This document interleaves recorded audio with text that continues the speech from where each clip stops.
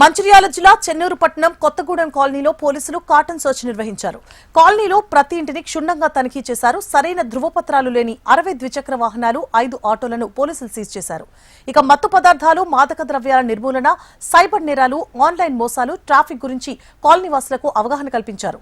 కలప అక్రమ రవాణా వంటి చట్ట వ్యతిరేక కార్యకలాపాలకు పాల్పడితే కఠిన చర్యలు తీసుకుంటామంటున్నారు.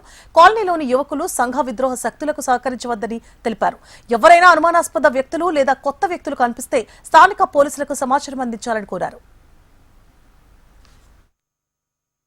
ఏసీపీ గారు, జైపూర్ ఏసీపీ గారు ఆదేశాల మేరకు ఈరోజు కమ్యూనిటీ కాంటాక్ట్ ప్రోగ్రాం క్యాషో మన కొత్తగూడెం కాలనీలో ఏర్పాటు చేయడం జరిగింది. చెన్నూరు పట్టణంలో కొత్తగూడెం కాలనీలో ప్రతి ఈ వీధిలోని ప్రతి ఇళ్లను క్షుణ్ణంగా తనిఖీ చేయడం జరిగింది.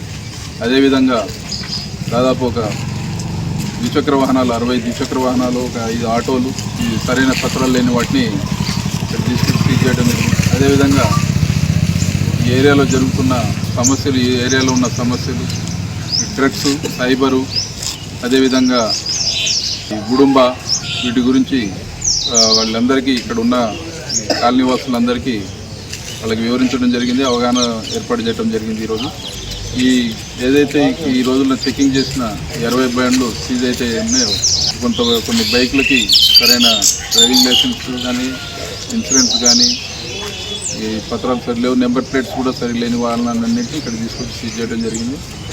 ప్రజలకు మేము